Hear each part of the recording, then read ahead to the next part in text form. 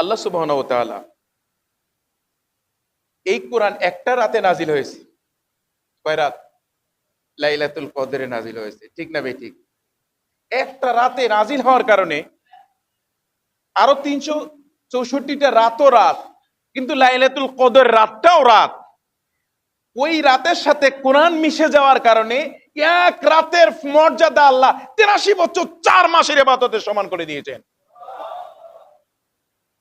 শুধু কোরআন ওই রাতে মিশেছে, ঠিক?